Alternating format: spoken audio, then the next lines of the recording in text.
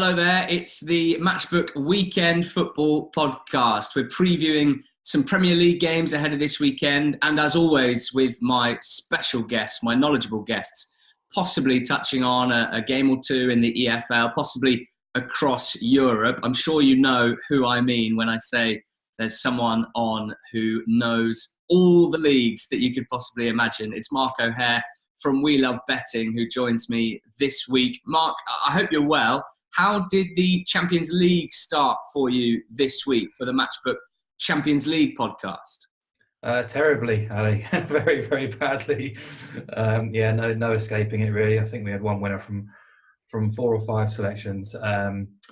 Disasters do happen from time to time. So it's just a case of learning and then kind of reapplying what we've learned this week to the next match week. So, hands up, wasn't good, but we had a decent podcast last week, so fingers crossed for this weekend. Yeah, we absolutely did. And joining us to add to that, Adrian Clarke, football broadcaster, former professional. Adrian, I've seen you on TV, I've heard you on radio. It's been a busy week for yourself as well. Yeah, I need to lie down at some point, but yeah, it's all good fun. Look, it's talking about football. I mean, I'm pretty lucky really, so no, it's all good.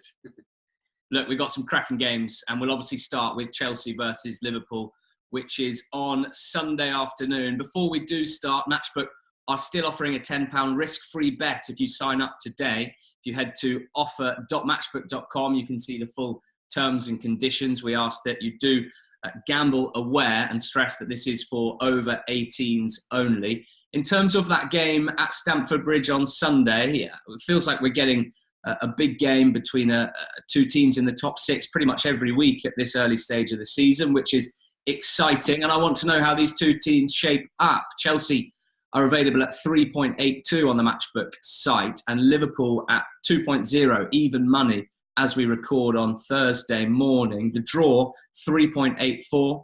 Chelsea with half a goal on the handicap available at 1.93 and Liverpool minus 0.5 goals, 2.02. Over 3 goals, 1.99 and the under 1.925. Liverpool are 5 points clear at the top of the Premier League after just 5 games. But I note on the Matchbook site, they're still 2.47 for the title, with Man City 1.78, which I found interesting anyway. Both teams lost in the Champions League in midweek. Mark O'Hare, we'll start with you. Stamford Bridge, not exactly a fortress this season so far for Chelsea's young team. What's your selection for this game? And talk us through the reasoning behind it. I've gone with goals, Ali. I'll start with Chelsea really because, obviously both teams will feel aggrieved to have lost in midweek. Chelsea more so at home, missing that penalty and comfortably winning the shot count against Valencia. I think it was 16-3 and in the shots in the box count as well. So Mason Mount getting injured as well as a blow. Rudiger's out again, which is a blow. So it's not been a great week for Chelsea. And if you look back to last week, I was quite interested. Lampard obviously tried to match up Wolves with the 3-4-2-1 system. On the face of it, it worked really, really well. The reports back from that game were very positive, but I don't think it was a 5-2 game at all. Chelsea very, very clinical. I don't think they're as dominant as that result suggested. And if you look at the underlying numbers, the XG, which I know some people don't necessarily love or agree with, but there was only 0.5 XG between the two teams. Tomori Stunner, a great example of that. Chelsea only won the shots on target count 6-4 at Wolves. It was slightly more favourable in the shots in the box, but I wouldn't be too downbeat on Wolves on that game. I'm just saying Chelsea weren't 3 goals better than them. So yeah, obviously a procession, was it? That early goal from Tomori from 30 yards changes everything, and game state plays a big part in that. Absolutely. And Wolves were chasing the game thereafter, but very small samples. But I'd agree with your point. Chelsea probably looked better away from home than at Stamford Bridge. The second half against Leicester was dreadful. I thought for most part of the game against Sheffield United they were below par. Valencia, okay, they should have got a result out of that game in midweek, but they just seem to be lacking that bit of X factor, I guess, and the balance issue we keep coming back to. I think N'Golo Conte is supposed to be close or if not fit for the weekend, which is a big plus. But just looking at the underlying numbers, only 3 Premier League teams have given up a larger XG figure so far this season, and only Norwich have conceded a larger XG from open play figure. Their attacking numbers are very, very strong, but I think if you're going to try and go toe-to-toe with Liverpool in a shootout, there's only going to be one winner. But I'm not. Tell me, Mark, given what we're talking about here with Chelsea, and I'm sure you'll get on to Liverpool in a second, why is goals the angle as opposed to just getting with Liverpool here? Not many games in the Premier League that you'll get Liverpool at even money this season. Yeah, it's a fair point. And I think before we came on the podcast, I was asking myself the question, would I rather back Chelsea with a plus half a goal start around even money or Liverpool to win? Well, obviously I'd back Liverpool to win at even money. But the reason I'm not going to put them up at even money is because, 12 months ago around this time in September, they went to Stamford Bridge. They were 2.5 that day and drew 1-1. Now, that's quite a significant shift in price, regardless of Chelsea's plight and regardless of Liverpool, taking that upward curve. They might have won 5 games from 5 in the Premier League, but away from home against Big Six teams over the last 2 seasons, they've won once. That was at Spurs at Wembley at the start of last season when Tottenham's players were really jaded after the World Cup. So it was a great opportunity for Liverpool. I thought he did all right at Napoli. Didn't deserve to lose that match 2-0, but I think there's enough warning signs for me to say, we do need to give Chelsea a little bit of respect here. I know it was under Sarri, but they did manage to beat City, Spurs and Arsenal there last year. They are capable. And I think if Liverpool aren't on it, which I'm not sure they've been at 100% yet this season, there's an opportunity there. So that's why I kind of gravitate towards goals, because I do fancy Liverpool out of the 2 teams. I think over 2 3/4 goals is just shy of 1.8, which I think is very fair. It's not a really strong play, this at all, but obviously Chelsea's defensive flaws, they're better going forward than defensively. Liverpool haven't looked that tight at the back yet. And if you put the 2 teams together, so far in the Premier League and Champions League, they've kept 1 clean sheet from 12, and 9 of their 10 Premier League games have featured 3 or more goals. So that's the reasoning. I'm happy to be kind of overruled there, but just a couple of warning signs there not to be with Liverpool at evens.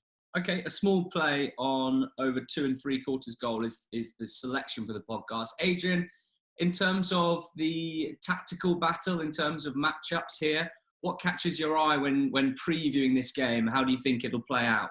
Well, yeah, the matchup that catches my eye is definitely Tammy Abraham against Virgil van Dijk. I mean, none of us would have foreseen Tammy being as good as he has been in the early stages of the season. Absolutely outstanding.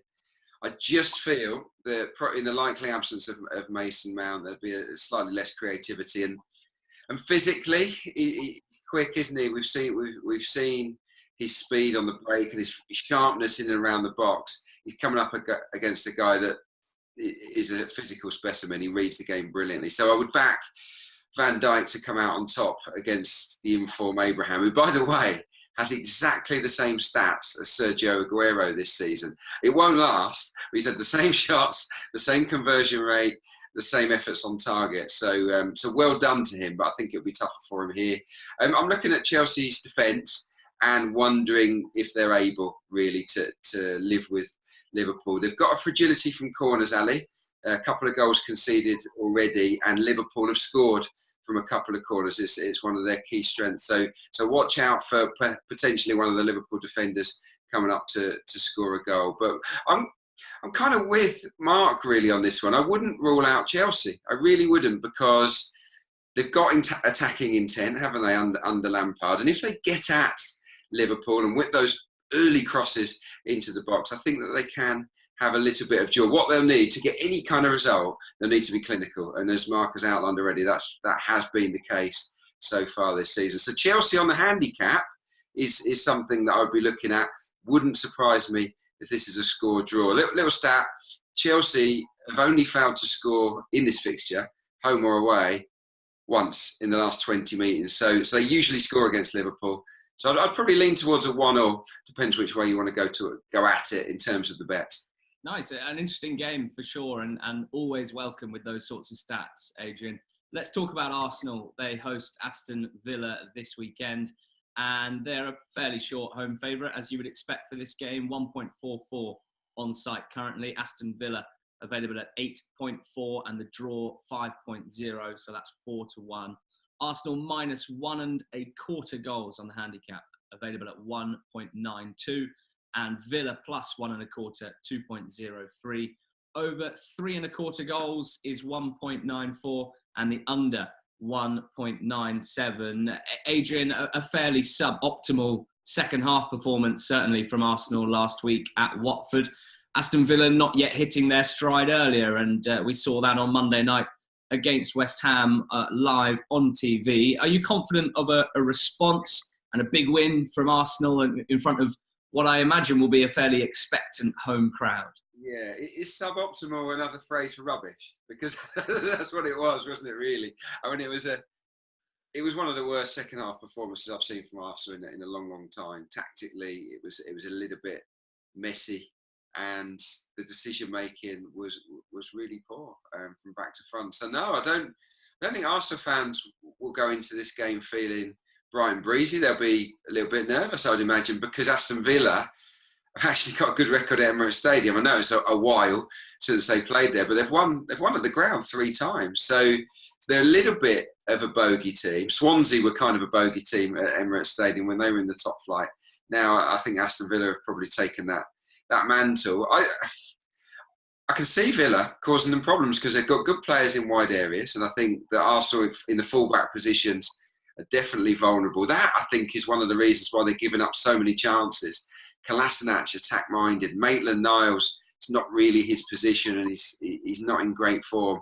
So I'm looking at your Jotas, your El Ghazis, Grealish and McGinn to pull into those wide areas. I think they can hurt Arsenal in this game. So it's a really, really tricky fixture. I don't know what the odds are on an Arsenal win, but I don't think I'd be going all out for Arsenal to win here. I could easily see a draw.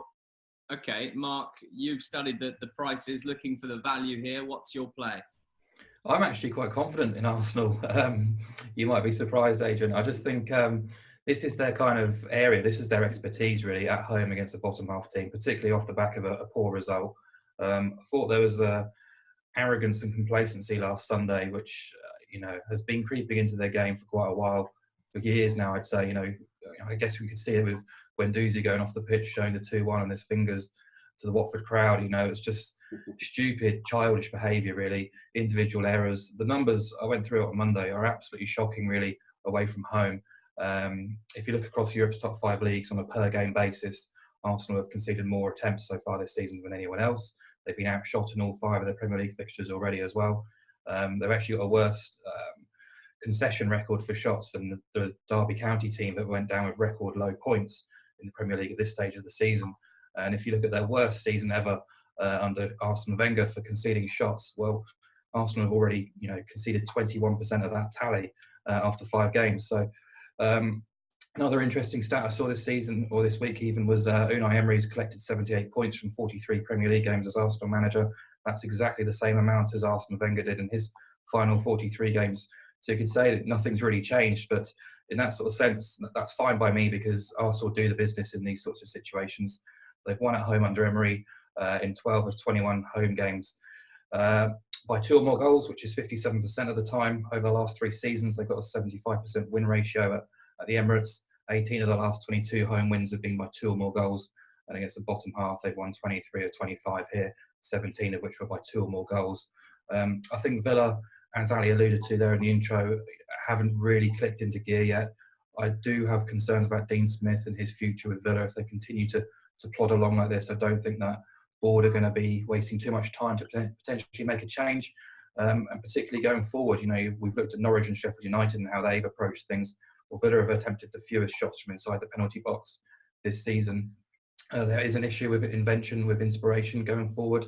So I do think this is the right time for Arsenal to kind of click into gear and right the wrongs of last week as much as they possibly can. So Arsenal -1.5 on the handicap at 2.16 odds against. I think all the numbers suggest that there's value there, but it's not up there on Matchbook, excuse me, just yet. But with Lacazette out injured, I'll be looking towards Aubameyang in the first goal scorer market. I think minimum around 3-1 you'll get on the exchange. So his record outside of the big 6 is absolutely outrageous. 33 goals in 39 games. Including the first goal in 8 of the 12 games he scored in too. So I think he'll be the main man this weekend, and I do expect Arsenal to get a reasonably comfortable win. Yeah, watch out for Nicolas Pepe as well in this game. I think that if Aston Villa have a weak spot at the moment with no Matt Targett in the side, I think it might be at left back. He's had an indifferent start, hasn't he? He's been up and down, Nicolas Pepe. Flashes of brilliance, but not the end product that Arsenal fans have been looking for. This might be in front of the home fans. This might be the day when he kickstarts his Arsenal career. But yeah, I just got a feeling Villa are not quite as bad as Mark is making out. But look, we'll wait and see. We'll see what happens at the weekend. Yeah, we certainly will. West Ham host Man United this weekend, and they are available at 3.6 on site, with United 2.14 and the draw 3.78. West Ham plus a quarter of a goal on the handicap is available at 2.07, and United minus a quarter of a goal, 1.87. Over 2 3/4 goals is 1.86, and under 2 3/4 goals, 2.06. So, Mark, I mean, we weren't leaping on the United bandwagon last week, but they did pick up 3 points against Leicester. And I always enjoy hearing your thoughts on West Ham under Pellegrini. So talk us through this one. Yeah, I mean, West Ham this season, I'm still trying to work out, if I'm honest. I'm a little bit indifferent to them. They're not a list of the teams who I expect to challenge the Big Six. I think their defensive flaws, which I've mentioned a few times, will probably hold them back. But it's worth noting they've collected 48 points from their last 30 Premier League games. That's one fewer than Spurs, and it's the best of the non-Big Six teams. So there's undoubted potential there. They've been playing some good football for quite some time. Attacking-wise, I don't think there's any issues there. I know they were dull as dishwasher on Monday night against Villa in a really disappointing match, really. But I think this is a different case at home against a Big Six team. I think West Ham normally come alive in these sorts of situations. They've got good memories of playing United last year. They blitzed them early on, beat them 3-1 when Mourinho was in charge. They've won that was one of 2 games they won last year against the Big Six. 4 unbeaten in those 6 matches against the Big Six at the London Stadium. So I think they'll be confident. I know they got smashed by City on the opening day, but they always do tend to get thrashed by City. So I think they've been all right for the most part. I think I'd certainly have them on side with a quarter goal start coming into this match at odds against quotes. There's already been a bit of money there. I think they're about 2.2 earlier in the week. So clearly people seem to agree. I do think United are still very beatable despite last weekend. I think the game against Leicester was a really disappointing spectacle for what we expected or anticipated there. And just on United, really, because I know we're only 5 games in, but they're still topping the XG rankings in terms of XG ratio. But I actually did a bit of digging, strip out set pieces, including penalties as well. They dropped down to 10th in the XG open play rankings. Only 2 teams are actually generating a lower XG from open play figure this season. So whilst their defensive process has been really surprising and quite strong, they're just not creating opportunities. So they're top in the whole Premier League. They're top for XG ratio overall, but in open play, in terms of XG created, they are, what did you say, 2nd or 3rd worst? Well, it's XG from open play ratio. So in terms of for and against, they dropped down to 10th. Only 2 teams creating a lower figure from open play. So defensively, surprisingly, they've been strong. It's just the issues creating opportunities from open play. They did have injuries last week, of course, but Lingard, Pogba, Martial could be back for Sunday. But away from home, there's issues. They haven't won away since the fluky win at PSG in March. They failed to win 57% of times away from home in the Premier League since the start of last season. 5 clean sheets in 21 as well. So for me, there's enough evidence there to oppose them again. So I think if you can get odds against on West Ham with any sort of Asian handicap start, it's a play for me. Okay, yeah. I mean, currently the sort of main handicap on site is plus a quarter of a goal for the Hammers, available at 2.07. So we'll note that down as our selection for this game, unless Adrian can convince us otherwise. What do you think about this game? I take all of Mark's points. They're all valid, and you can't argue with the numbers. But you can't argue with O'Hare. I will. You can't argue with O'Hare, can you? Blimey. But I will. I'll do my best. No, I just think that Manchester United, even though performance levels haven't been great, there's something about them. There's more of a solidity about them. Last season they couldn't keep clean sheets. This time around, I do think with Maguire in there, they're much more solid. And that battle with Haller, I think, will be a really, really good one to watch, because I think Sebastian Haller will score plenty of goals this season. I suspect they'll be in the matches against the so-called lesser teams, where the creators, and there are loads of creators in this West Ham team, aren't they? Lanzini at the forefront of that. By the way, he's created the 3rd most chances in the Premier League this season, Lanzini. So he's really key for West Ham. But no, I just think that Manchester United can pick off West Ham on the break in this game. We saw City do it at the London Stadium on the opening day. And when I look at this new look United, those passes slipped in behind for your Rashfords, for your Martials. Those are the kind of scenarios that West Ham's back four are not suited to. And for that reason, I'll be going for a Manchester United victory here. Okay, final Premier League game to talk about is Leicester against Tottenham. Very, very tasty affair, this one. Leicester 2.93 and Spurs 2.49, with the draw 3.58. Leicester plus a quarter of a goal, 1.85, and Spurs minus a quarter of a goal, 2.13. Over 2 3/4 goals available at 2.07, and the under 1.85. This is probably the wrong question to ask a gooner, Adrian, but as an analyst, as a pundit, how worried are you about Spurs at the moment? Wow, I'm not worried about them. No, not at all. Whether it was a gooner hat on or off. Spurs are a strange team at the moment, aren't they? It's difficult to make out. Some of the key players are not performing. Eriksen's been under par. Dele Alli, there's seemingly no place for him. It's an interesting new setup, actually, with this narrow 4-4-2, the box like 4-2-2-2. It suits Tom, and I think that he's got a great record in this fixture. The away form has to be a concern. I think it's 8 in the Premier League without winning on the road. I don't think that the defence is particularly secure at the moment. And do you know what? If I was going to have a bet on this match, I would wait for the team sheets, Ali and Mark, because Brendan Rodgers, I rate him as a coach, but he's fiddly. And he sometimes tries to be too clever. And I felt he tried to be too clever at Manchester United last weekend. Didn't pick the right starting 11. He had Maddison out wide. He brought in Gray, which I thought was a bit of a left field pick. Chowdhury normally comes in for these big games, the toughest ones. And often that means that Maddison gets moved around. If he's a little bit bolder with his team selection here, if he puts Maddison in the hole, maybe goes with Tielemans and Maddison ahead of Ndidi, goes with a balanced 4-1-4-1, takes the fight to Spurs, they can win this game. So I'll be waiting until an hour before kickoff before getting involved in this one. If he's positive, I think Leicester can beat them. Nice. Mark, it's an interesting betting prospect, this one. Just looking at the 1x2 match odds with Leicester 2.93, Spurs 2.49. Out of the two sides, where do you think the value is, or do we avoid that and do we look at a different market?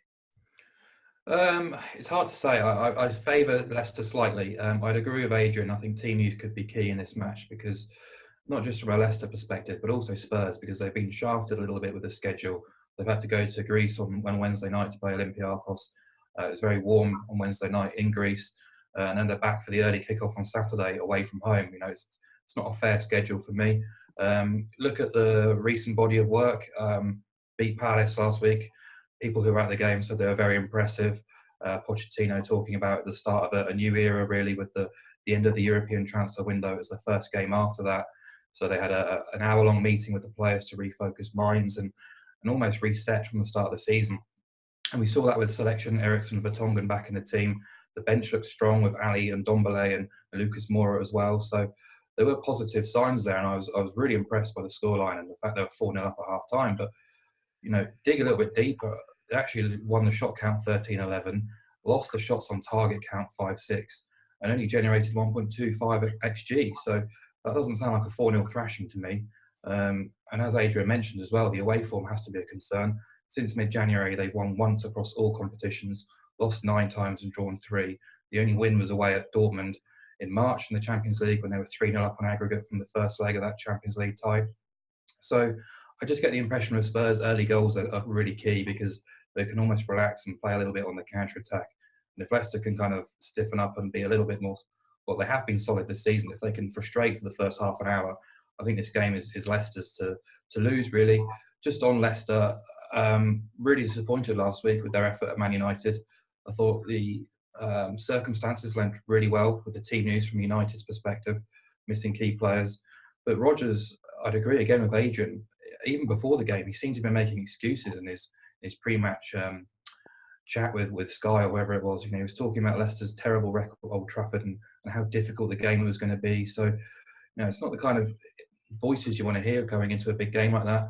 And Leicester are just an odd team, really, because against the Big Six, they've had a really kind of inconsistent pattern. Beat City here last year, won at Chelsea, held Liverpool at Anfield, but then kind of no-shows against Spurs, United and Chelsea as well. So it is quite hard to second-guess them, but I think defensively their numbers have been very strong. I've just had a couple of issues with their attacking output, not just against United, but in a couple of games already this season. So I do fancy them out of the two teams with a quarter goal start, just shy of odds on. So, but it's not a match I'm massively looking forward to at the moment. I think team news could be vital. Okay, well, let's leave that one alone then, because that's some valuable insight, and certainly waiting for team news seems to be the answer to that one ahead of the game. Leicester and Spurs, that one. We've got any other business now, guys. So this is where you scour maybe the EFL, maybe a bit of European action, and you see if there's anything that's caught your eye. Adrian, I think I'm right in saying there's a game in the Championship this weekend that you're sort of extra interested in. Yeah, I was chuffed to bits with. I think last time I was on, I called Swansea to beat Leeds, which I was really chuffed about. Just purely based on the match of styles, and that was how I saw the game panning out. I thought Swansea were well suited to coping with Leeds United. Now I'm going to go to Leeds United again. I'm going to flip it around this time, because I think Derby, in their current form, in the way that they're performing with the 11 that Philip Cocker is putting out, I fear for them at Ellen Road. I know that Leeds don't have a terrific record at home. I know that they've struggled to win handsomely, despite having all that further support there. I suspect that stylistically, the way that they've got that high energy style, winning turnovers in the middle of the park, where Derby have got Huddleston and Bielik, who are two good players individually, but together, for me, they're going to get overrun by a really vibrant Leeds engine room, and with potentially Nketiah playing up front, making those clever runs in behind two big centre halves, Keogh and Clarke. I fancy Leeds massively here. I really do. I think it could be one of those where Leeds win by 2 or more goals. So that would be my selection in the Championship this week. Derby have been deeply unimpressive, and I think that Leeds will get their revenge. Yeah, you can get Leeds on the Matchbook site -1.25 goals at 1.9, so that could be the play there. Mark, what's your big discovery this weekend? I believe last weekend's just about gone over the line, didn't it? Yeah, I know. I turned it off with the last 5 minutes. A 0-1 ended 2-1, thankfully. Yeah, I've got two. I'll be brief on Freiburg v Augsburg. I do expect Freiburg to win that match, but Freiburg the match to have over 2 3/4 goals, just shy of odds on. Freiburg's front two are in absolutely outstanding form. The two teams have combined home and away since the start of last season for gallons of goals, really. Almost 50% of those matches going over 3.5, let alone 2.5. Just 6 clean sheets between them in a 38-game sample as well. So that's one to watch. I think it's Saturday. But main plays in Norway Sunday, Ranheim against Bodo Glimt.